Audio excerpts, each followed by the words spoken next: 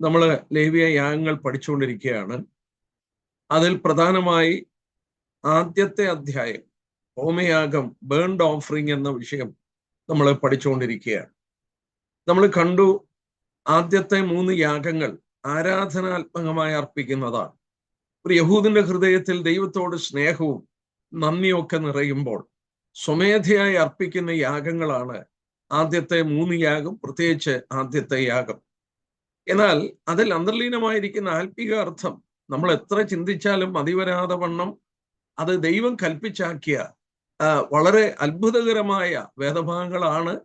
പ്രത്യേകിച്ച് തൻ്റെ പുത്രനെ നമ്മുടെ മുന്നിൽ ദൈവം എത്ര അവന് ജീവിതത്തിൽ പ്രസാദിച്ചെന്നും അവന് എത്ര മഹത്വം ദൈവത്തിന് കൊടുത്തെന്നും ഒക്കെ മനസ്സിലാക്കി തരുന്ന ഒരു വേദഭാഗമാണ് ഈ ഭാഗം. ഹോമയാഗം എന്ന വാക്കിന്റെ അർത്ഥം നമ്മൾ ശ്രദ്ധിച്ചു. ബേൺഡ് ഓഫറിംഗ്, സമ്പൂർണമായി യാഗപീഠത്തിങ്കൽ ദഹിച്ച് ചാമ്പലാകുകയാണ്. നമ്മുടെ കർത്താവിന്റെ സമർപ്പണം, പിതാവിനോടുള്ള സ്നേഹവും പിതാവിനോടുള്ള സമർപ്പണവും. അവൻ പറഞ്ഞ വാക്കുകളൊക്കെ നമ്മൾ ധ്യാനിച്ചുകൊണ്ട് ഞാൻ ഇനി എടുക്കുന്നില്ല. അവൻ പറഞ്ഞു, എൻ്റെ ആഹാരം എന്നെ അയച്ചവന്റെ ഇഷ്ടം തികയ്ക്കുന്നതാണ്. ഞാൻ എൻ്റെ ഇഷ്ടം ചെയ്യുവാനല്ല, എന്നെ അയച്ചവന്റെ ഇഷ്ടം ചെയ്യുവാനാണ് വന്നത്.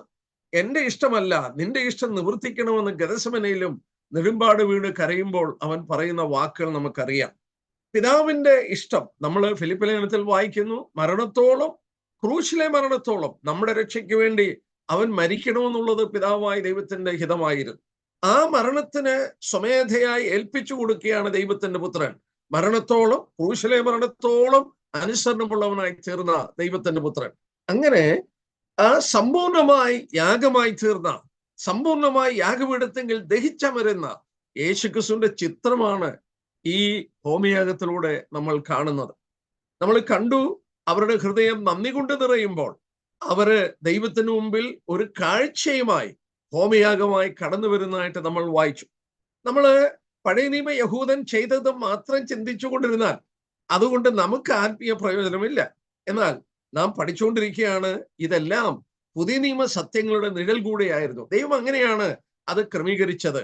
പരമയാഗമായി തീർന്ന ദൈവത്തിന്റെ പുത്രൻ, അവന്റെ ജീവിതവും അവന്റെ മരണവുമാണ് ഈ യാഗങ്ങളൊക്കെ വരച്ചു കാണിക്കുന്നത്. നമ്മൾ അത് പഠിച്ചുകൊണ്ടിരിക്കുകയായിരുന്നു. ആ കർത്താവിനെ തന്നെയാണ് നമ്മളും ആ ആരാധനാത്മകമായ മനസ്സിൽ നിന്ന് പിതാവിന് മഹത്വം കരയേറ്റുമാറ് അവിടെ അർപ്പിക്കേണ്ടതും ഈ ദൈവപുത്രനെ കുറിച്ചുള്ള ചിന്തയാണ്, അവനെ കുറിച്ചുള്ളതാണ്. പിതാവ് എന്തിൽ പ്രമോദിച്ചോ ആ പ്രമോദമായ പുത്രനെ തന്നെയാണ് നമ്മൾ യാഗപീഠത്തിങ്കൽ സ്തോത്രമായി അർപ്പിക്കുന്നത് എന്നുള്ളത് നമ്മൾ ശ്രദ്ധിച്ചുകൊണ്ടിരിക്കുകയാണ്. ഞാൻ അതിൽ നിന്ന് ഒരു കാര്യം കൂടെ ഒന്ന് ഓർപ്പിച്ച് നമുക്ക് പഠനം മുന്നോട്ട് പോകാം. ഈ ഭാഗങ്ങൾ കഴിഞ്ഞ ദിവസവും ഞാൻ ധ്യാനിച്ചുകൊണ്ടിരിക്കുമ്പോൾ നമ്മൾ കണ്ടു, യാഗപീഠത്തിങ്കൽ അർപ്പിച്ചതെല്ലാം ക്രിസ്തുവിനെ വരച്ചു കാണിക്കുന്നതായിരുന്നു. നമുക്ക് അറിയാം, നമ്മെ സംബന്ധിച്ചും നമ്മൾ എബ്രായലേഖനം 13-ാം അധ്യായത്തിന്റെ 15-ാം വാക്യം, ഞാനൊരു അല്പ മിനിറ്റ് ആ വാക്യത്തിൽ ഒന്ന് ശ്രദ്ധ ചെലുത്തിക്കോട്ടെ. ഇത് പഠിക്കുമ്പോൾ നമ്മോടുള്ള ബന്ധത്തിൽ നമ്മൾ പഠിക്കേണ്ടത് ആവശ്യമായിരിക്കുന്ന ഒരു വേദഭാഗമാണ്. നമുക്ക് ആ ഭാഗം ഒന്ന് ശ്രദ്ധിക്കാം. എബ്രായലേഖനം 13-ാമത്തെ അധ്യായം അതിന്റെ 15-ാമത്തെ വാക്യം നോക്കുക. വളരെ പ്രാധാന്യത അർഹിക്കുന്ന ഒരു വേദഭാഗമാണ്. അതുകൊണ്ട് അവൻ മുഖാന്തരം നാം ദൈവത്തിന് അവന്റെ നാമത്തെ ഏറ്റുപറയുന്ന അധരഫലം എന്ന സ്തോത്രയാഗം ഇടപെടാതെ അർപ്പിക്കുക. ഇവിടെ ഭൗമികമായ ഒരു യാഗമല്ല, ഒരു യാഗവസ്തുവല്ല ദൈവം അർപ്പിക്കാൻ പുതിയ നിയമത്തിൽ ആവശ്യപ്പെടുന്നത്. ആ പഴയ നിയമത്തിൽ ഭൗമികമായ യാഗമൃഗങ്ങൾ ഉണ്ടായിരുന്നു. അതിന്റെ പൊരുളാണ് പുതിയ നിയമത്തിൽ കാണുന്ന കർത്താവിന്റെ മരണം. ഇവിടെ നമ്മള് യാഗപീഠത്തെങ്കിൽ അർപ്പിക്കേണ്ടത് സ്തോത്രയാഗങ്ങളാണ്, ആത്മിക യാഗങ്ങളാണ്, ദൈവത്തിന് പ്രസാദമുള്ള ആത്മീയങ്ങളാണ് കഴിക്കേണ്ടത്. എന്നാൽ ഇവിടെ 2-3 വാക്കുകൾ ഒന്ന് അപഗ്രഥിക്കണം എന്ന് എൻ്റെ മനസ്സിൽ തോന്നി. അതിന് 15-ാം വാക്യം നോക്കാട്ടെ. അവൻ മുഖാന്തരം, ഇംഗ്ലീഷിൽ വായിച്ചാൽ ബൈ ഹിം, അവൻ മുഖാന്തരം, ബൈ ഹിം, യേശുക്രിസ്തു മുഖാന്തരം നമ്മള് by him let us offer the sacrifice of praise. Brothers and sisters, this is sacrifice of praise. ഇത് സ്തോത്രമായ യാഗമാണ്. It is sacrifice of praise. നമ്മൾ അർപ്പിക്കുന്ന സ്തോത്രങ്ങൾ, അവനോട് ഉള്ള ബന്ധത്തിൽ അർപ്പിക്കുന്ന നന്ദിയുടെ വാക്കുകള് തിരുവചനം പറയുന്നു, it is sacrifice of praise. നമുക്കത് അല്പം കൂടെ ചിന്തിക്കാം. Let us by him therefore let us offer sacrifice of praise continuously to God. ദൈവത്തിന് തുറമാനമായി അത് അർപ്പിക്കുക. That is the fruit of the lips. Fruit of the lips. That is the fruit of the lips. Confessing his name. നമ്മളൊന്ന് ആലോചിച്ച് നോക്കിയേ, എന്താണ് ഈ പറയുന്നത്? ഇവിടെ നമ്മൾ വായിക്കുന്നു, അധര ഫലമെന്ന സ്തോത്രയാഗം. ദൈവത്തിന് സ്തോത്രയാഗം. ആ സ്തോത്രയാഗം പുതിയ നിയമത്തിൽ അർപ്പിക്കുന്നത് എങ്ങനെയാണ്? അധര ഫലം, ഫ്രൂട്ട് ഓഫ് ദ ലിപ്സ്. കഴിഞ്ഞ ദിവസം ഞാൻ ആ വാക്യങ്ങൾ ഒന്നുകൂടെ ഒന്ന് അപഗ്രഥിക്കാനായിട്ട് ശ്രമിച്ചു. Fruit of the lips. നമുക്ക് ഇനിയും തിരിച്ചു വരാം. ഈ വേദഭാഗങ്ങളിലേക്ക് ഒരു നിമിഷം ഒന്ന് തിരിച്ചു വരേണ്ടതായിട്ടിരിക്കുന്നു. നമുക്ക് ഒന്ന് രണ്ട് ഭാഗങ്ങളൊന്ന് വായിക്കാം. യെശയ്യാ പ്രവചനം 57-ാം അധ്യായം. നമ്മള് പുതിയ നിയമത്തിൽ ഭൗമികമായി യാതൊന്നുമല്ല അർപ്പിക്കുന്നത്. പുതിയ നിയമത്തിൽ നമ്മൾ അർപ്പിക്കുന്നത് അധരത്തിന്റെ ബലമായ സ്തോത്രയാഗം അവൻ മുഖാന്തരം അർപ്പിക്കുകയാണ്. ഈ യെശയ്യാ പ്രവചനം ഒരു പ്രവചന ഭാഗമാണ്. 57-ാം അധ്യായം നോക്കിയാട്ടെ. യെശയ്യാ പ്രവചനം 57-ാം അധ്യായത്തിന്റെ അതിന്റെ 19-ാമത്തെ വാക്യം. അതൊന്ന് അണ്ടർലൈൻ ചെയ്താലും വേണ്ടില്ല. യെശയ്യാ പ്രവചനം 52:19. ഞാൻ അധരങ്ങളുടെ ഫലം സൃഷ്ടിക്കും. ആരായി പറയുന്നത്? സ്വർഗത്തിലെ ദൈവം പറയുകയാണ്. I create the fruit of the lips. I create the fruit of the lips. ഞാൻ അധരങ്ങളുടെ ഫലം സൃഷ്ടിക്കും. എബ്രായർ 13:15 എന്താ വായിച്ചേ? അധര ഫലമെന്ന സ്തോത്രയാഗം. എന്റെ സഹോദരന്മാരെ, ഈ സ്തോത്രങ്ങൾ അർപ്പിക്കുന്നതിന് പറഞ്ഞിരിക്കുന്ന പേര് ഫ്രൂട്ട് എന്നാണ്. എവിടുത്തെ ഫ്രൂട്ട്? അധരത്തിന്റെ ഫലം. ഈ അധരങ്ങളിൽ വരുന്ന ഫലമാണ്, ഈ ഫ്രൂട്ടാണ് ഈ സ്തോത്രയാഗം. എന്താണ് ഇതിന്റെ അർത്ഥം? നമ്മൾ ആദ്യമേ മനസ്സിലാക്കണം. ദൈവം പറഞ്ഞു, ഞാൻ അധരഫലം സൃഷ്ടിക്കും. എത്ര സത്യമായ വാക്കുകളാണെന്ന് നോക്കുക. അതിന്റെ ആശയം നമുക്കൊന്ന് ഇറങ്ങിച്ചല്ല. ഒന്നാമത് നമ്മൾ മനസ്സിലാക്കുക, ദൈവം I create the fruit of the lips എന്ന് പറയുമ്പോൾ അധരങ്ങളുടെ ഫലം ദൈവം സൃഷ്ടിക്കുകയാണ്. എബ്രായർ 13:15 വായിച്ചു, അവൻ മുഖാന്തരം ദൈവത്തിന്റെ നാമത്തെ ഏറ്റു പറയുന്ന അധര ഫലം എന്ന സ്തോത്രയാഗം. സ്തോത്രം എന്ന വാക്കിന്റെ അർത്ഥം താങ്ക് യു. ആ നന്ദി എവിടെ നിന്നാണ് ഉണ്ടാകുന്നത്? ഹൃദയത്തിൽ നിന്നാണ് ഉണ്ടാകുന്നത്. It is from the heart. ഈ ഹൃദയത്തിൽ സംഭവിക്കുന്ന ആ നന്ദിയുടെ പ്രകടനമാണ് വായിലൂടെ പുറത്തു വരുന്ന താങ്ക്സ് അല്ലെങ്കിൽ സ്തോത്രം. ഞാൻ അധരങ്ങളുടെ ഫലം സൃഷ്ടിക്കും, ദൈവം പറഞ്ഞു. നമുക്ക് വീണ്ടും നോക്കാം. പരിചയമുള്ള വാക്യമാണ്. നമുക്ക് മത്തായിയുടെ സുവിശേഷം അതിന്റെ 12-ാം അധ്യായം നോക്കാം. മത്തായിയുടെ സുവിശേഷം 12-ാം അധ്യായം.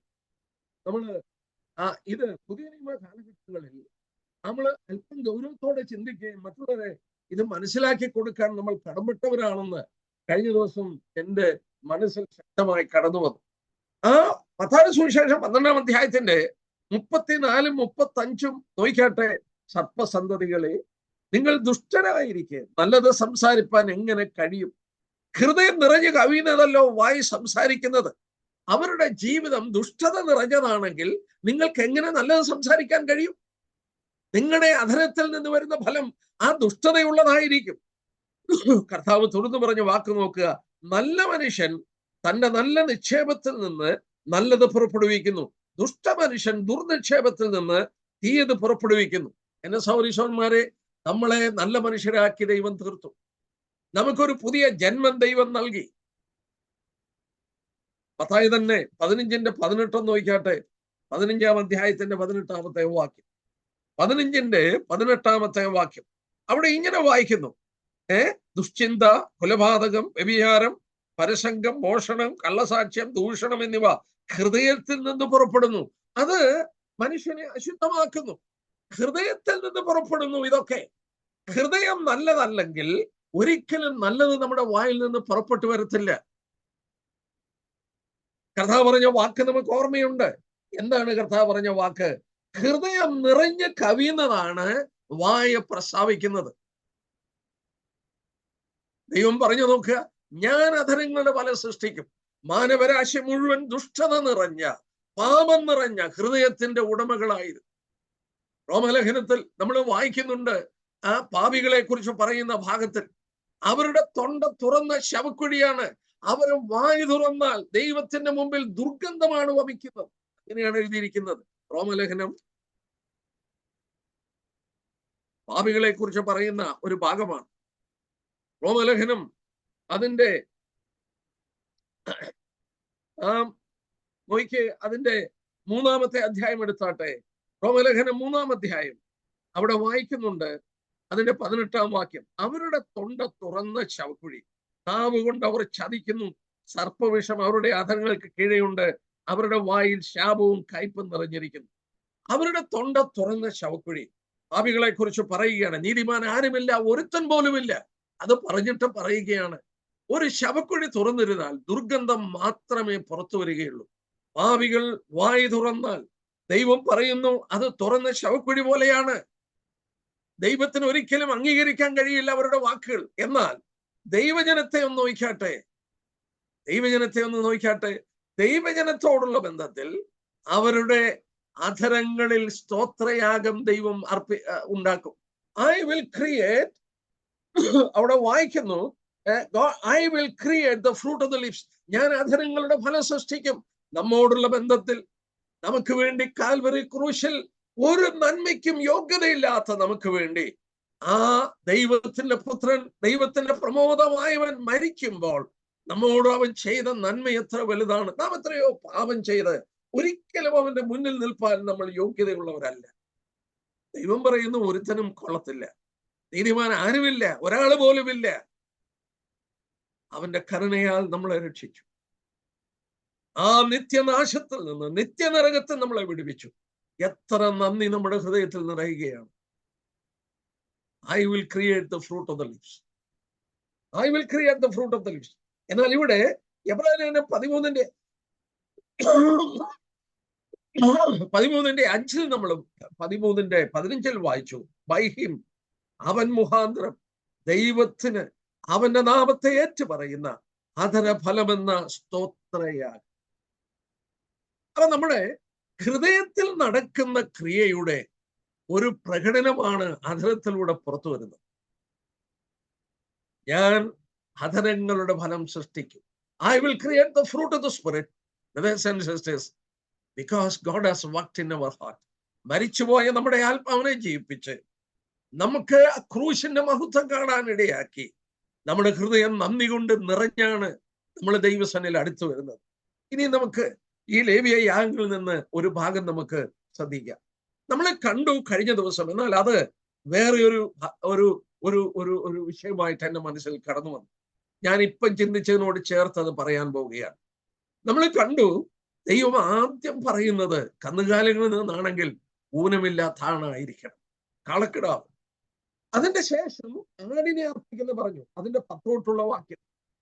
അതിന്റെ ശേഷം പറവുകളിൽ നിന്ന് ആ പ്രാക്കളയോ കുറുപ്രാക്കളയോ, അവർ ഏറ്റവും ദരിദ്രരാണ്. ആടിന് വകയില്ലെങ്കിൽ, ലേവ്യ പുസ്തകം 12-ാം അധ്യായം നമ്മൾ അതാണ് വായിച്ചത്. അവൾക്ക് ആ കുഞ്ഞിന്റെ ശുദ്ധീകരണ വേളയിൽ ആടിന് വകയില്ലെങ്കിൽ പ്രാക്കളയോ കുറുപ്രാക്കളയോ കൊണ്ടുവരണം. അത്ര ദാരിദ്ര്യമുള്ളവരാണെങ്കിൽ അത് കൊണ്ടുവരണം. എന്നാല് ഈ 3 യാഗങ്ങൾ സൂക്ഷിച്ച് ശ്രദ്ധിച്ചപ്പോൾ ഒരു കാര്യം മനസ്സിലായി, ഇത് 3 കൊണ്ടുവരുന്നവരെ ദൈവം സ്വീകരിക്കും. അതിന് തർക്കമില്ല. നമ്മൾ ദൈവസന്നിധിയിൽ അടുത്തു വരുമ്പോൾ ദൈവത്തിനെ കുറിച്ചുള്ള ചെറിയ ചിന്തകൾ പോലും ദൈവത്തിന് പ്രസാദമാണ്. ഉദാഹരണമായിട്ട് ഈ പറവുകളെ കൊണ്ടുവരുന്നു. ആ പറവുകളാണ് യാഗങ്ങളിൽ ഏറ്റവും ചെറുത്, ദരിദ്രന്റേത് എന്ന് പറഞ്ഞാൽ ആത്മിക ദാരിദ്ര്യത്തിൽ ജീവിക്കുന്ന ഒരുത്തൻ.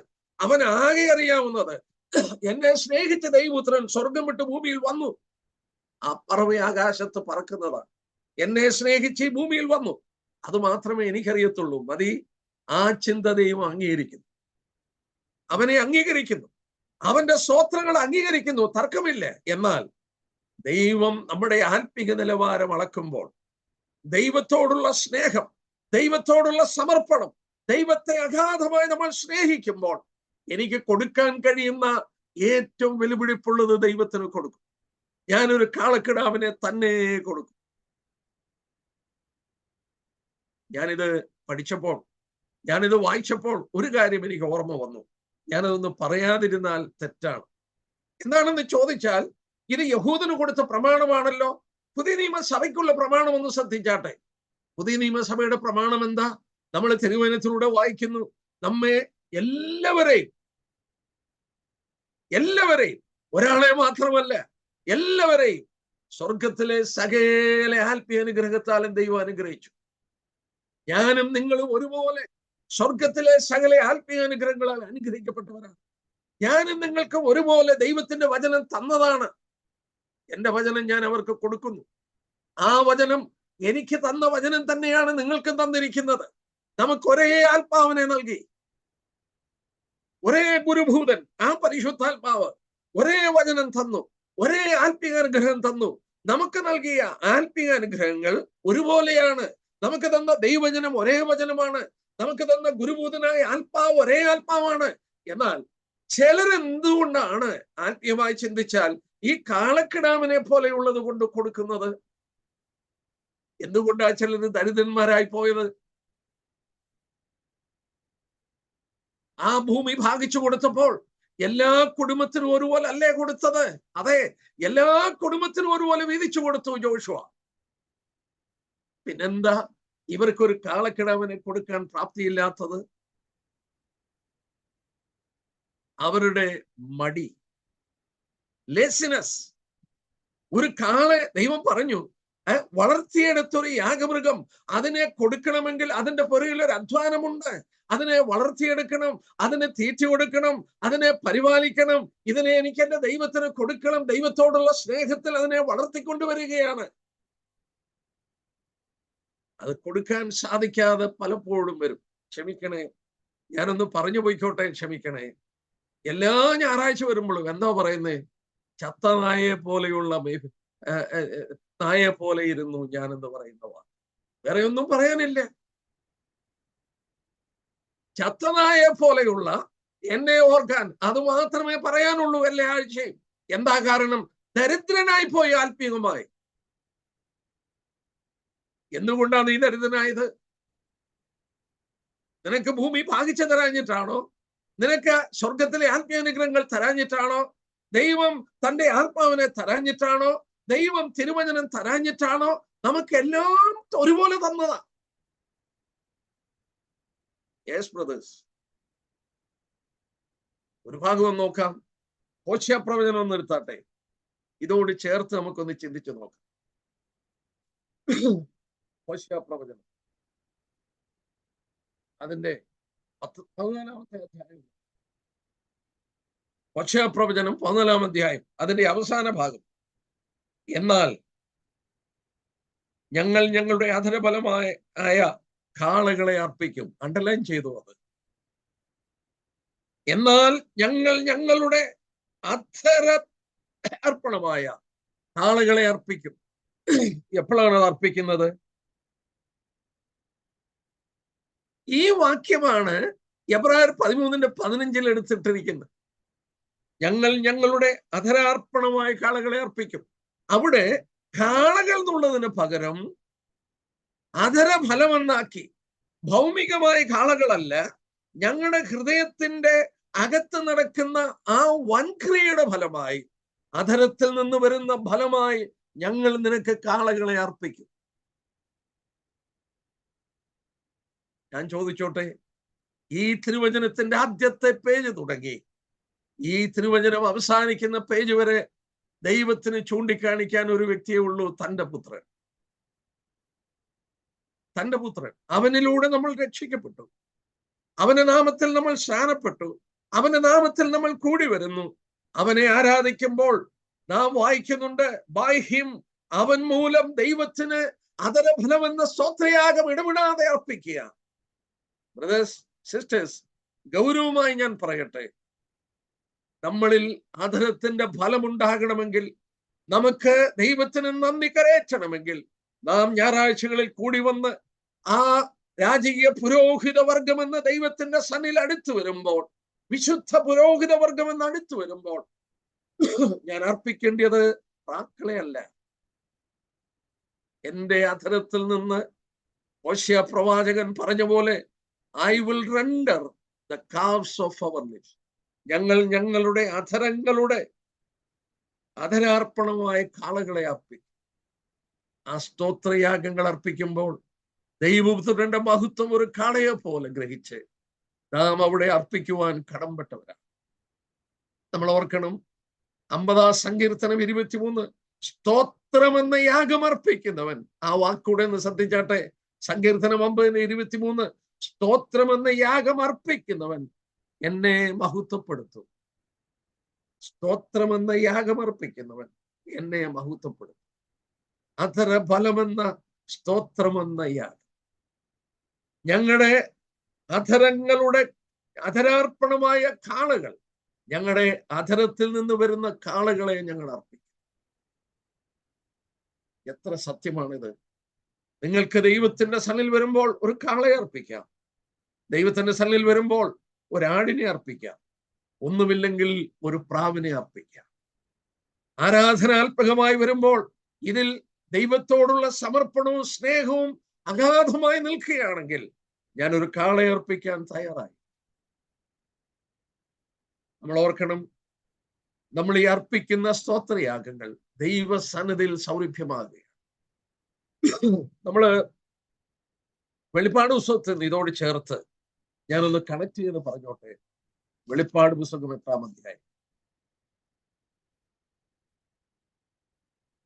വെളിപ്പാട് പുസ്തകം 8-ാം അധ്യായത്തിന്റെ 2 തൊട്ടുള്ള വാക്യം വളരെ തെറ്റിദ്ധരിക്കപ്പെട്ട ഒരു ഭാഗമാണ്. അപ്പോൾ ദൈവസന്നിധിയിൽ 7 ദൂതന്മാർ നിൽക്കുന്ന കണ്ടു. അവർക്ക് 7 കാളകളെ ലഭിച്ചു. മറ്റൊരു ദൂതൻ സ്വർണ്ണ ധൂപ, ആ ഭാഗം നോക്കുക, മറ്റൊരു ദൂതൻ ഒരു സ്വർണ്ണ ധൂപ കലശവുമായി വന്ന് യാഗപീഠത്തിന്റെ അരികെ നിന്നു. സിംഹാസനത്തിന് മുമ്പിലുള്ള സ്വർണ്ണപീഠത്തിന്മേൽ സകല വിശുദ്ധന്മാരുടെയും പ്രാർത്ഥനയോടെ ചേർക്കേണ്ടതിന് വളരെ ധൂപവർഗം അവന് കൊടുത്തു. ധൂപവർഗത്തിന്റെ പുക വിശുദ്ധന്മാരുടെ പ്രാർത്ഥനയോടുകൂടെ ദൂതന്റെ കയ്യിൽ നിന്ന് ദൈവസനിലേക്ക് കയറി ദൂതൻ ധൂപകലശം എടുത്ത് യാഗപീഠത്തിൽ നിന്ന് കനൽ നിറച്ച ഭൂമിയിലേക്ക് എറിഞ്ഞുകളിൽ ഉടനെ ഇടിമുഴക്കവും നാദവും പിന്നലും ഭൂകമ്പവും ഉണ്ടായി. സ്വർഗത്തിലെ ഒരു കാഴ്ചയാണ്. സ്വർഗത്തിന്റെ നിഴലും ദൃഷ്ടാന്തവുമാണ് ഭൂമിയിലെ സമാഗമനക്കൂട. സ്വർഗത്തിലെ സ്വർണ്ണ ധൂപപീഠം. ഇവിടെ മറ്റൊരു ദൂതൻ സ്വർണ്ണ ധൂപ കലശവുമായി നിൽക്കുകയാണ്. ഈ മറ്റൊരു ദൂതൻ എന്ന് പറയുന്നത് ആരാണ്? പ്രാർത്ഥന ദൈവസന്നിൽ ധൂപമായി തീരട്ടെ. 141-ാം സങ്കീർത്തനത്തിൽ 2-ാം വാക്യത്തിൽ പറയുന്നുണ്ട്, പ്രാർത്ഥന തിരുസന്നിൽ ധൂപമായി തീരട്ടെ. ഇവിടെ സ്വർണ്ണ ധൂപ കലശവുമായി വിശുദ്ധന്മാരുടെ പ്രാർത്ഥനയോടുകൂടെ ചേർക്കേണ്ടതിന് വളരെ ധൂപം കൊടുക്കുകയാണ്. ആര്? ഒരു ദൂതൻ. ഈ ദൂതൻ ആരാണ്? ഇത് കർത്താവായ യേശുക്രിസ്തുവാണ്. ഇവിടെ ദൂതൻ അവനെ പറഞ്ഞിരിക്കുന്നു. ഞാന് പ്രാരംഭമായി ഓർപ്പിക്കട്ടെ, യാതൊരു ക്രിയേറ്റഡ് ഒരു ദൂതനും സ്വർണ്ണ ധൂപകലശവുമായി അതിവിശുദ്ധ സ്ഥലത്ത് നിൽക്കുന്നതായിട്ട് തിരുവചനത്തിൽ എങ്ങും പറഞ്ഞിട്ടില്ല. അതിവിശുദ്ധ സ്ഥലത്ത് ധൂപകലശമായി നിൽക്കുന്നത് മഹാപുരോഹിതനാണ്. കൈപ്പിണിയല്ലാത്ത വിശുദ്ധ മന്ദിരമായ സ്വർഗത്തിലേക്ക് കരേറിയ ദൈവത്തിന്റെ പുത്രൻ. അവൻ നമുക്ക് വേണ്ടി അവിടെ മഹാപുരോഹിതനാണ്. ആ മഹാപുരോഹിതനായി വിശുദ്ധന്മാർ ഇവിടെ നിന്ന് കഴിക്കുന്ന പ്രാർത്ഥനയും സ്തോത്രവും ഒക്കെ ദൈവസന്നിധിയിൽ കരയേറ്റുമ്പോൾ അവൻ അവിടെ അതിനോട് ചേർത്ത് ധൂപം കൊടുക്കുന്നു എന്ന് പറഞ്ഞാൽ അവന്റെ മധ്യസ്ഥതയാൽ ആ ധൂപം ദൈവസന്നിധിയിൽ വിശുദ്ധമായി അത് സൗരഭ്യമായി ഉയർന്നുകൊണ്ടിരിക്കുകയാണ്. ആരാണ് ആ ദൂതൻ? യേശുക്രിസ്തുവാണ്. എന്റെ സഹോദരീ ഞാൻ പറയട്ടെ, ഞാനും നിങ്ങളും ഇവിടെ കഴിക്കുന്ന സ്തോത്രയാഗങ്ങളുണ്ടല്ലോ, ഞാനും നിങ്ങളും പറയുന്ന നന്ദിയുടെ വാക്കുകളുണ്ടല്ലോ, ദൈവപുത്രൻ നമുക്ക് വേണ്ടി ചെയ്ത, ദൈവം നമുക്ക് വേണ്ടി ചെയ്ത നന്മകളെ ഓർത്തിട്ട് അധരഫലമെന്ന കാളകളെ നമ്മൾ അർപ്പിക്കുമ്പോൾ, ആ സ്തോത്രം ദൈവസന്നിധിയിൽ ഉയരുമ്പോൾ ദൈവത്തിന്റെ പുത്രൻ അതിനകത്ത് വളരെ ധൂപം കൊടുത്തിട്ട് പിതാവിന്റെ സന്നിധിയിൽ അത് സൗരഭ്യമായി കരയേറുകയാണ്. എന്നെ കേൾക്കുന്ന പ്രിയപ്പെട്ടവരോട് ഞാൻ ഓർപ്പിക്കട്ടെ, ഇതാണ് നമ്മൾ ആരാധിക്കുമ്പോഴും നന്ദി പറയുമ്പോഴും ഒക്കെ നടക്കുന്നത്. ഞാനിത് വായിക്കുകയും പഠിക്കുകയും ചെയ്തപ്പോൾ നോക്കുക, ഒരു നന്ദി പ്രകടനം ഞാൻ ചിന്തിച്ചു പോവുകയായിരുന്നു. സഭയുടെ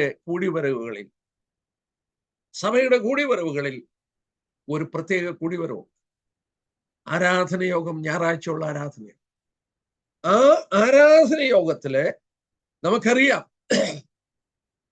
ലോർഡ് സപ്പർ, കർത്താവിന്റെ അത്താഴം അവിടെ ആചരിക്കുകയാണ്. അങ്ങനെ ഒരു പേര് നമുക്ക് കൊടുക്കാം. It is a feast of thanksgiving. നന്ദിയുടെ, സ്തോത്രത്തിന്റെ ഒരു ഫീസ്റ്റാണത്. എന്താ ബ്രദറെ അങ്ങനെ പറയുന്നത്? ഞാൻ 2-3 വാക്യം വായിക്കാൻ പോകുകയാണ്. ഈ വർഷം ആരംഭം തൊട്ട് ന്യൂ ഇയർ മെസ്സേജ് ഞാൻ കൊടുത്തിടം തൊട്ട് ഈ വിഷയം ഞാൻ പ്രസംഗിച്ചുകൊണ്ടിരിക്കും. ദൈവമക്കളായ നമ്മൾ ദൈവത്തിന് കുറച്ചുകൂടെ സുഗ്രാഹ്യമായ, പ്രസാദമായ, ആത്മിക യാഗമായ സ്തോത്രയാഗം അർപ്പിക്കാൻ നമ്മളെ തന്നെ നാം ഏൽപ്പിച്ചു കൊടുക്കണം. പ്രിയപ്പെട്ടവരെ, ലൂക്കോസിന്റെ സുവിശേഷം 22-ാം അധ്യായം നോക്കിയാട്ടെ.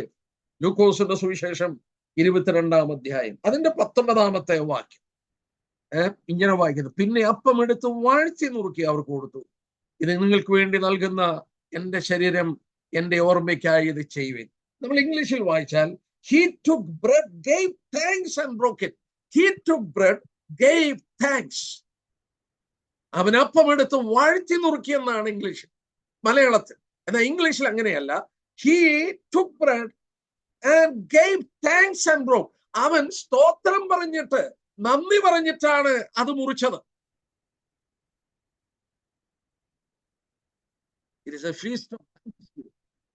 അവിടെ കൊണ്ട് തീർന്നില്ലേ? 1 കൊരിന്ത്യർ 10-ാം അധ്യായം ഈ കർത്തൃമേശയെ കുറിച്ച് വീണ്ടും പറയുന്ന ഭാഗം.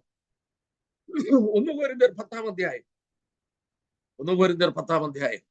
അതിന്റെ 16-ാമത്തെ വാക്യം നോക്കി.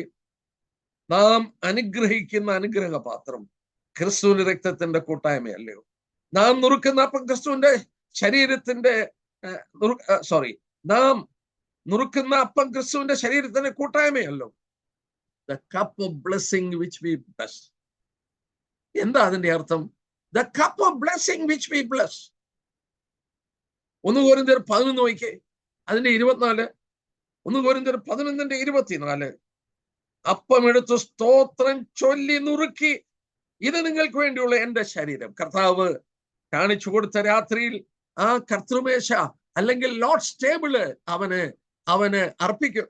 ശിഷ്യന്മാർക്ക് ഏൽപ്പിച്ചു കൊടുക്കുമ്പോൾ പൗലോസ് ആ കാര്യം പറയുകയാണ്. കർത്താവ് യേശുവിനെ കാണിച്ചു കൊടുത്ത രാത്രിയിൽ അപ്പം എടുത്ത് സ്തോത്രം ചൊല്ലി നുറുക്കി. He gave thanks and broke it. Mathai 26 വീണ്ടും നോക്കുക. മത്തായി 26 എന്തിനാണ് ഈ വാക്യങ്ങളൊക്കെ രേഖപ്പെടുത്തി വെച്ചത്? മത്തായിയുടെ സുവിശേഷം 26-ാം അധ്യായം അതിന്റെ 27-ാമത്തെ വാക്യം, 26-ന്റെ 27-ാം വാക്യം. പിന്നെ പാനപാത്രം എടുത്ത് സ്തോത്രം ചൊല്ലി അവർക്ക് കൊടുത്തു, എല്ലാവരിൽ നിന്ന് കൊടുത്തു. Yes. And as they were eating, Jesus took bread, blessed and broke it. 26-ന്റെ 26-ലും അവൻ ഭക്ഷിക്കുമ്പോൾ യേശു വാഴ്ത്തി നുറുക്കി. അവിടെയും അവൻ അനുഗ്രഹിച്ചെന്ന, നാം അനുഗ്രഹിക്കുന്ന അനുഗ്രഹപാത്രം. ആ വാക്കിന്റെ അർത്ഥം എന്നാണ്? ആ ബ്ലെസ്സിങ് എന്ന് പറഞ്ഞാൽ സ്പീക്കിംഗ് വെൽ ഓഫ്, നമ്മള് അവന്റെ മഹത്വം പറയുകയാണ്, അവനെ കുറിച്ച് വർണ്ണിക്കുകയാണ്. ഞാൻ ആ വാക്കുകൾ അവിടെ നിർത്തട്ടെ പ്രിയപ്പെട്ടു. കർത്താവിന്റെ അത്താഴം ഞായറാഴ്ച തോറും അവനെ ഓർക്കാൻ അടുത്തു വരുമ്പോൾ അത് ഒരു താങ്ക്സ് ഗിവിങ്ങിന്റെ ഒരു ഫെസ്റ്റിവൽ. അപ്പമെടുത്ത് സ്തോത്രം ചെയ്യുന്നു, പാനപാത്രം എടുത്ത് സ്തോത്രം ചെയ്യുന്നു. ദൈവങ്ങൾ ഒന്നിച്ചുകൂടി തിരുവചനത്തിൽ വായിച്ചതുപോലെ ഞാൻ അധരങ്ങളുടെ ഫലം സൃഷ്ടിക്കും. കർത്താവേ, നിനക്ക് നന്ദി, നിനക്ക് നന്ദി. ഒറ്റ കാര്യമേ നമുക്ക് പറയാനുള്ളൂ. നമുക്ക് വേറെ ഒന്നും അവിടെ ഓർക്കാനില്ല. എന്നെ അനുഗ്രഹിക്കണമേ എന്ന് പറയുന്നില്ല, എന്റെ കുഞ്ഞുങ്ങളെ സൂക്ഷിക്കണേ എന്ന് പറയുന്നില്ല. നമുക്ക് ഓർക്കാനായിട്ടുള്ള ഒറ്റ കാര്യം, എനിക്ക് വേണ്ടി ക്രൂശിൽ മരിച്ച പിതാവ് എനിക്ക് വേണ്ടി ചെയ്ത നന്മകൾ. രാജകീയ പുരോഹിത വർഗം എന്ന നിലയിൽ ഒന്നിച്ചുകൂടി ദൈവത്തിന് അധരങ്ങളുടെ ഫലമെന്ന സ്തോത്രയാഗമാണ്. നമ്മുടെ ഹൃദയത്തിൽ നടക്കുന്നത് ഫ്രൂട്ടായിട്ട് നമ്മുടെ നാവിലൂടെ പുറത്ത് അർപ്പിക്കുകയാണ്. നമ്മൾ ആ യോഗത്തിന് ഇരിക്കുമ്പോഴൊക്കെ ഒരു വാക്ക് സ്തോത്രം പറയണം. അധരത്തിന്റെ ഫലമാണ്. It's A fruit of the lip. നമ്മൾ നന്ദി പറയണം, ഉറക്കെ പറയണം. ദൈവം നമ്മളെ സഹായിക്കും. ഞാനിവിടെ നിർത്തട്ടെ. ഞങ്ങൾ ഞങ്ങളുടെ അധരാർപ്പണമായി കാളകളെ അർപ്പിക്കും. എൻ്റെ വീട്ടിൽ വളർത്തിയെടുത്ത, ഞാൻ അതിനു വേണ്ടി അധ്വാനിക്കണം, ഞാൻ അതിനു വേണ്ടി കഷ്ടപ്പെടണം, ഞാൻ തീറ്റി കൊടുത്ത് വളർത്തിയെടുത്ത് ദൈവത്തിന് പ്രസാദമായി കൊടുക്കുവാൻ ആ കാളകളെയും കൊണ്ട് ഞാൻ അടുത്തു വരും. അതെന്റെ ആത്മീയ ജീവിതത്തിന്റെ ഉന്നത നിലവാരത്തെ കാണും. ഞാൻ ഓർപ്പിച്ചതുപോലെ ചത്തനായെ പോലെയുള്ള മെഫിബോശത്തിന്റെ കഥയുമായി എല്ലാ ആഴ്ചയും വരാം. നമ്മുടെ വീടുകളിൽ ഇരുന്ന് ധ്യാനിച്ച് വളർത്തിയെടുത്ത യേശുക്രിസ്തുവിനെ കുറിച്ചുള്ള ചിന്തകളുമായി നമ്മൾ കടന്നു വന്ന് ആ നന്ദിയുള്ള ഹൃദയത്തിലൂടെ നമ്മുടെ അധരങ്ങളുടെ സ്തോത്രയാഗമർപ്പിക്കാൻ ഈ പഠനം നമ്മളെ അധികമായി ഇടയാക്കട്ടെ.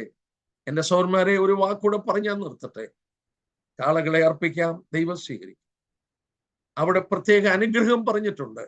ആ അനുഗ്രഹം ആടിനെയും ആ പക്ഷിയെയും അർപ്പിക്കുമ്പോൾ പറഞ്ഞിട്ടില്ല. ഈ കാളകളെ അർപ്പിക്കുമ്പോൾ അതിന് പ്രത്യേക അനുഗ്രഹം പറഞ്ഞിട്ടുണ്ട്. ആ ഭാഗം നിങ്ങൾ വായിച്ചാൽ അത് മനസ്സിലാക്കാം. ഞാൻ അവിടെ നിർത്തുകയാണ്.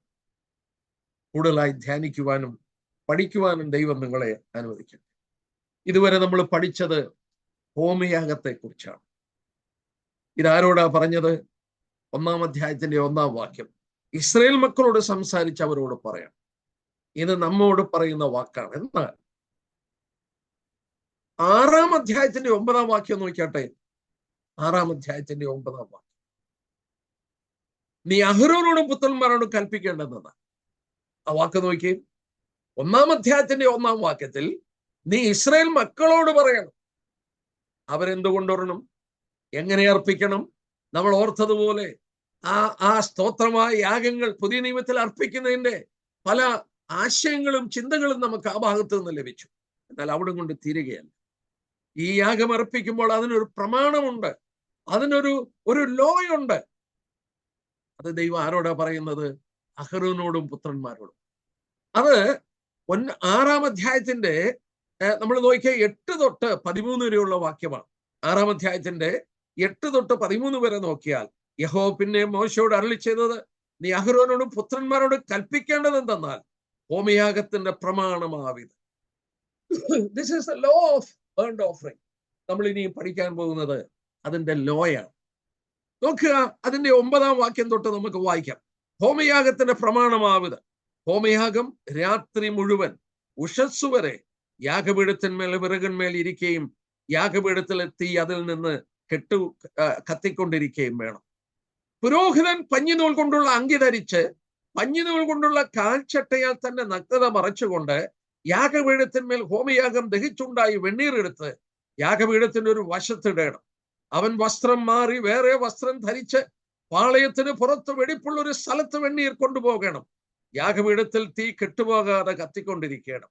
പുരോഹിതൻ ഉഷസ്സുതോറും അതിന്മേൽ വിറക് കത്തിച്ച് ഹോമയാഗം അടുക്കി വെച്ച് അതിന്മീതെ സമാധാന യാഗങ്ങളുടെ മേധസ് ദഹിപ്പിക്കണം. യാഗപീഠത്തിന്മേൽ തീ കെട്ടുപോകാതെ എപ്പോഴും കത്തിക്കൊണ്ടിരിക്കും. ഞാൻ പറയുന്ന 3 വാക്യം നിങ്ങളൊന്ന് അണ്ടർലൈൻ ചെയ്യണം. 9-ാം വാക്യത്തിന്റെ അവസാനം തീ അതിന്മേൽ കത്തിക്കൊണ്ടിരിക്കുകയും വേണം. 12-ാം വാക്യത്തിൽ തീ കെട്ടുപോകാതെ കത്തിക്കൊണ്ടിരിക്കണം. 13-ാം വാക്യം തീ കെട്ടുപോകാതെ എപ്പോഴും കത്തിക്കൊണ്ടിരിക്കണം. ഈ 6 വാക്യത്തിൽ 3 പ്രാവശ്യം ദൈവം ആവർത്തിച്ചു പറയുകയാണ്. പ്രമാണത്തിൽ പുരോഹിതന്മാരോട് പറയുകയാണ്, തീ കെട്ടുപോകാതെ കത്തിക്കൊണ്ടിരിക്കണം. എപ്പോഴാ കത്തിക്കൊണ്ടിരിക്കേണ്ടത്? 9-ാം വാക്യം നോക്കിയാട്ടെ. രാത്രി മുഴുവൻ ഉഷസ്സു വരെ. ഒരു പ്രഭാതം വിടരും. ആ പ്രഭാതം വിടരുന്ന രാത്രി വേള മുഴുവൻ ഈ യാഗപീഠത്തിലെ തീ കെട്ടുപോകാതെ നിങ്ങൾ സൂക്ഷിക്കണം. അത് കത്തിക്കൊണ്ടിരിക്കണം. ആ യാഗപീഠത്തിന്റെ തീ ഇങ്ങനെ കത്തിക്കൊണ്ടിരിക്കും. ബൈബിള് അല്പം സീരിയസ് ആയിട്ട് പഠിക്കേണ്ടുന്നവർക്ക് വേണ്ടി ഞാനൊരു എബ്രായ വാക്കിന്റെ പ്രത്യേകത പറയാം. Serious Bible സ്റ്റുഡൻസിനാണ്. ഉപരിതലത്തിലൂടെ പോകുന്നവർക്ക് അത് ആസ്വാദ്യകരമാകില്ല. നമ്മൾ ഈ ലേവ്യ യാഗങ്ങൾ പഠിക്കുമ്പോൾ 3 തീ കത്തിക്കുക അല്ലെങ്കിൽ ദഹിപ്പിക്കുക എന്നുള്ളതിന് 3 എബ്രായ വാക്കുണ്ട്. 3 എബ്രായ വാക്ക്. നമ്മൾ ഇപ്പോൾ വായിച്ച ഭാഗം നോക്കി. ഇപ്പൊ വായിച്ചത് 6:9. അവിടെ വായിക്കുന്നു, നീ അഹരോനോട് പുത്രന്മാരോട് കൽപ്പിക്കുക ഹോമയാഗത്തിന് പ്രമാണമാവുത്. അവിടെ വായിക്കുന്നുണ്ട്, തീ അതിന്മേൽ കത്തിക്കൊണ്ടിരിക്കണം. തീ കത്തിക്കൊണ്ടിരിക്കണം. Consume by slow process of fire. അവിടെ ഉപയോഗിച്ചിരിക്കുന്ന എബ്രായ വാക്ക് മൊക്കാഡു എന്നാണ്. MOKDAU. MOKDAU. മൊക്കാഡോ. മൊക്കാഡോ മൊക്കാഡോ എന്ന് പറഞ്ഞാൽ മലയാളത്തിൽ ഭാഷ തീ കത്തിക്കൊണ്ടിരിക്കണം എന്നാൽ അതല്ല അതിന്റെ ആശയം. അതിന്റെ ആശയം എന്താണെന്ന് ചോദിച്ചാൽ, അതൊരു സ്ലോ പ്രോസസ്സിൽ ചെറിയ തീ ഇങ്ങനെ കത്തി, ആ സ്ലോ പ്രോസസ്സിൽ അതിങ്ങനെ കത്തിക്കൊണ്ടിരിക്കണം. ആ കത്തിക്കൊണ്ടിരിക്കുമ്പോൾ ഹോമയാഗത്തിന്റെ സൗരഭ്യം ഇങ്ങനെ ഉയർന്നുകൊണ്ടിരിക്കും രാത്രി മുഴുവൻ. അതൊരു വാക്ക്. ഇനി വേറെ ഒരു വാക്ക് നോക്കട്ടെ. അതിന്റെ 4-ാം അധ്യായത്തിന്റെ 12-ാം വാക്യം. 4-ാം അധ്യായത്തിന്റെ 12-ാം വാക്യം ഇങ്ങനെ വായിക്കുന്നു, കാളയെ മുഴുവനും അവൻ പാളയത്തിന് പുറത്ത് വെണ്ണീരിടുന്ന വെടിപ്പുള്ള സ്ഥലത്ത് കൊണ്ടുപോയി വിറകിന്മേൽ വെച്ച് തീയിട്ട് ചുട്ടുകളയണം. ഇത് പാപയാഗത്തെ കുറിച്ച് പറയുക. പാപയാഗ മൃഗത്തെ നമ്മൾ നോക്കണം. ഹോമയാഗം എടുത്തല്ല അർപ്പിക്കുന്നത്, പുറത്തു കൊണ്ടുപോയി ചുട്ടുകളയണം. അവിടെ ഉപയോഗിച്ചിരിക്കുന്ന വാക്ക് സഹറഫ്. SAHRAPH. Consume by burning. തീയിട്ട് ചുട്ടുകളയണം. പാപയാഗം പുറത്തു കൊണ്ടുപോയി തീയിട്ട് ചുട്ടുകളയണം. ഹോമയാഗമോ ചെറിയ തീയിൽ ഇങ്ങനെ കത്തിക്കൊണ്ടിരിക്കണം. അത് സൗരഭ്യമായി ഉയർന്നുകൊണ്ടിരിക്കണം. ഈ ഒരു വാക്കൂടും, ഹിക്കറ്റീർ. HIKTER. ഹിക്കറ്റീർ. 1-ാം അധ്യായത്തിന്റെ 9-ാം വാക്യം. യഹോവയ്ക്ക് സൗരഭ്യവാസനയായ ദഹനയാഗം. അവിടെ ഉപയോഗിച്ചിരിക്കുന്ന എബ്രായ വാക്ക് ഹിക്കറ്റീർ. ഹിക്കറ്റീർ എന്നുള്ള വാക്കിന്റെ അർത്ഥം to convert by fire into incense. കത്തി കൊണ്ട് അതിനെ സൗരഭ്യമാക്കി തീർക്കുക. അഗ്നി കൊണ്ട് അതിനെ സൗരഭ്യമായി കത്തിക്കുക. അപ്പൊ 3 എബ്രായ വാക്ക് നമ്മൾ കണ്ടു. ഈ 3 വാക്കുകളും ഈ യാഗവസ്തുക്കളിൽ ദൈവം വ്യത്യസ്തമായിട്ട് ഉപയോഗിക്കുകയാണ്. 6-ാം അധ്യായം എടുക്കാൻ. നമ്മുടെ വിഷയം അതാണ്. നമ്മള് പ്രമാണത്തെ കുറിച്ച് പഠിക്കുകയാണ്. അവിടെ കണ്ടു, അവിടെ ഉപയോഗിച്ചിരിക്കുന്ന വാക്ക് മൊക്കഡോ. To consume by slow process. ചെറിയ തീയിലൂടെ ആ യാഗവസ്തു ഇങ്ങനെ കത്തിക്കൊണ്ടിരിക്കുക. എപ്പോഴാണ് കത്തേണ്ടത്? രാത്രി മുഴുവൻ, ഓൾ നൈറ്റ്. എന്റെ സഹോദരന്മാരെ, നമ്മൾ ആരാണ്? നമ്മൾ ഓർക്കണം, നമ്മൾ ദൈവത്തിന്റെ പുരോഹിത വർഗം. രാത്രി വേള എന്ന് പറയുമ്പോൾ ഇതിനകത്ത് ആത്മീകമായ അർത്ഥമുണ്ട്. നമുക്കെടുക്കാം ഒരു വാക്യം. യോഹന്നാന്റെ സുവിശേഷം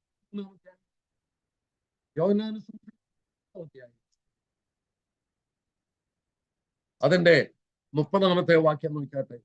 യോഹന്നാന്റെ സുവിശേഷം 13-ാം അധ്യായം 30-ാം വാക്യം. ഖണ്ഡം വാങ്ങിയ ഉടനെ അവൻ എഴുന്നേറ്റ് പോയി. അപ്പോൾ രാത്രിയായി. യേശുക്രിസ്തുവിനെ ഒറ്റിക്കൊടുത്തു. ഖണ്ഡം വാങ്ങി യൂദാസ്. ഖണ്ഡം വാങ്ങിയ ഉടനെ അവൻ ഇറങ്ങിപ്പോയി. അപ്പോൾ രാത്രി. നമ്മൾ ഓർക്കണം, ഞാൻ ലോകത്തിന്റെ വെളിച്ചമാണ്. I am the light of the world as long as I am in the world. ഞാൻ ലോകത്തിലായിരിക്കുന്നിടത്തോളം കാലം ഞാൻ ലോകത്തിന്റെ വെളിച്ചമാണെന്ന് പറഞ്ഞ ദൈവപുത്രനെ ഒറ്റിക്കൊടുത്തു.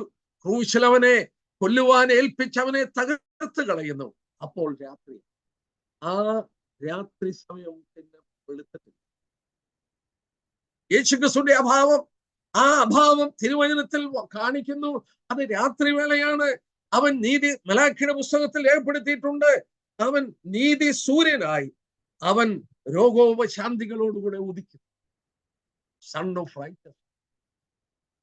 എന്നാൽ ആത്മീകമായി വീണ്ടും നമുക്ക് നോക്കാം. റോമലേഖനം 13-ാം അധ്യായം നോക്കട്ടെ. പൗലോസ് ദൈവമക്കളോട് പറയുന്നൊരു വാക്കാണ്. റോമർ 13-ന്റെ 18-ാമത്തെ റോമലേഖനം 13-ാം അധ്യായത്തിന്റെ 12-ാമത്തെ അവിടെ നമുക്ക് വായിച്ചു നോക്കാം. 13-ാം അധ്യായത്തിന്റെ 12-ാം വാക്യം. രാത്രി കഴിവാറായി, പകൽ അടുത്തിരിക്കുന്നു. രാത്രി കഴിവാറായി, പകൽ അടുത്തിരിക്കുന്നു. അതുകൊണ്ട് നാം ഇരുട്ടിന്റെ പ്രവൃത്തികളെ വെച്ച് കളഞ്ഞ് വെളിച്ചത്തിന്റെ ആയുധവർഗം ധരിക്കുക. രാത്രി കഴിവാറായി, നമ്മുടെ കർത്താവ് മടങ്ങി വരാറായി, നീതി സൂര്യൻ ഉദിക്കാറായി. അവൻ ഉദിച്ചു കഴിഞ്ഞാൽ ലോകത്തിൽ പ്രകാശമാകും. ഞാൻ ലോകത്തിലെ വെളിച്ചമാണെന്ന് പറഞ്ഞ ദൈവപുത്രൻ അവൻ നീതി സൂര്യനായി വീണ്ടും ലോകത്തിലേക്ക് മടങ്ങി. അതുവരെ രാത്രിവേള. ഈ രാത്രിവേളയിൽ ഇരുട്ട് വാഴുന്ന ഈ കാലയളവിൽ നമുക്ക് ഒരു ഡ്യൂട്ടി ആണ്. ആ ഡ്യൂട്ടി എന്താ? ഈ യാഗപീഠത്തിൽ എത്തി കെട്ടും. പുരോഹിതന്മാരെന്ന നിലയിൽ ആ തീ കെട്ടുപോകരുത്. എന്തുകൊണ്ടാണ് ആ തീ കെട്ടുപോകരുതെന്ന് പറഞ്ഞു നോക്കാം. 9-ാം അധ്യായം എടുത്താട്ടെ. 9-ാം അധ്യായത്തിന്റെ 24. ഈ തീ എവിടെ നിന്നാ വന്നെന്ന് നോക്കി. 9-ാം അധ്യായം ലേവ്യ പുസ്തകം തന്നെ 9:24. യഹോവയുടെ സന്നിധിയിൽ നിന്ന് തീ പുറപ്പെട്ട് യാഗപീഠത്തിന്മേലുള്ള ഹോമയാഗവും മേധസ്സും ദഹിപ്പിച്ചു. ജനമെല്ലാം അത് കണ്ടപ്പോൾ ആർത്ത് സാഷ്ടാംഗം വീണു. യഹോവയുടെ സന്നിധിയിൽ നിന്ന് പുറപ്പെട്ടു വന്ന തീയാണിത്.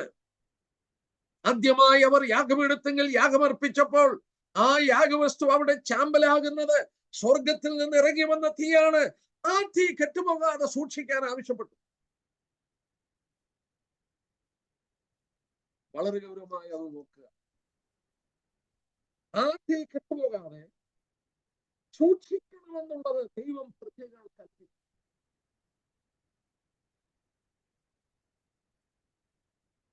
പത്താം അധ്യായം നോക്കി. ലേവ്യ പുസ്തകം തന്നെ 10-ാം അധ്യായം.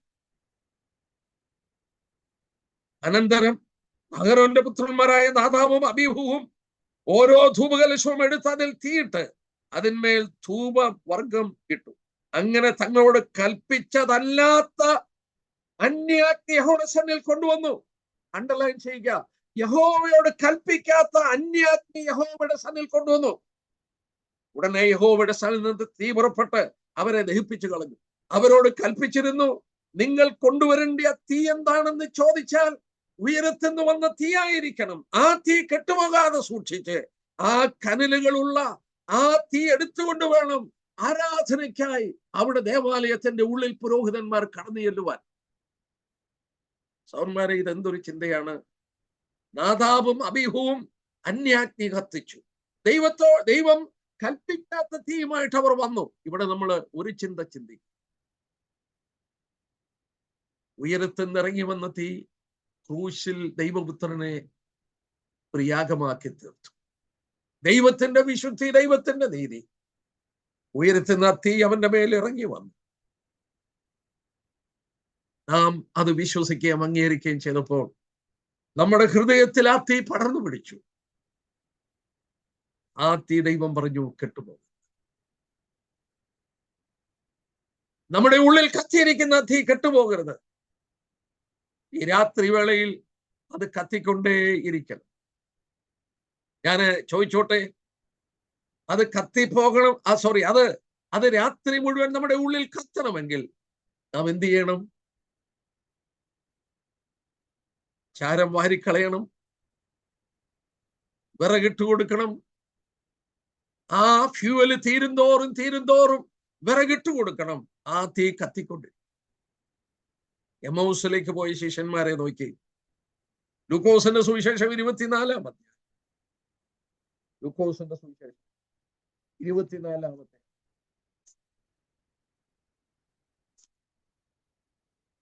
അതിന്റെ 32-ാമത്തെ വാക്യം വായിക്കാം. അവൻ വഴിയിൽ നമ്മോട് സംസാരിച്ചു, തിരുവെഴുത്തുകളെ തെളിയിച്ചു തരുമ്പോൾ നമ്മുടെ ഹൃദയം നമ്മുടെ ഉള്ളിൽ കത്തിക്കൊണ്ടിരുന്നില്ലയോ? എങ്ങനെയാ കർത്താവ് അത് കത്തിച്ചത്? 27-ാം വാക്യം നോക്കിയേ. മോശ തുടങ്ങി സകല പ്രവാചകന്മാരിൽ നിന്നും എല്ലാ തിരുവെഴുത്തുകളിൽ തന്നെ കുറിച്ച് അവർക്ക് വ്യാഖ്യാനിച്ചു കൊടുത്തു. വിറകിട്ട് കൊടുക്കുകയാണ്. ആ കനല് കത്തിച്ചാമ്പലാകുന്നതിന് മുമ്പ് ദൈവത്തിന്റെ പുത്രൻ അടുത്തിയെന്ന് ആ പഴയ നിയമ ഏടുകളിൽ തന്നെ കുറിച്ച് പറഞ്ഞിരിക്കുന്നത് ഇട്ടുകൊടുത്തു. പിന്നീട് അവർ പറയുകയാണ്, അവൻ നമ്മോട് സംസാരിച്ചു. നമ്മുടെ ഉള്ളിൽ തീ കത്തി. സൗന്മാരെ, നമ്മുടെ ഉള്ളിലെ ആ തീ കെട്ടുപോകരുത്.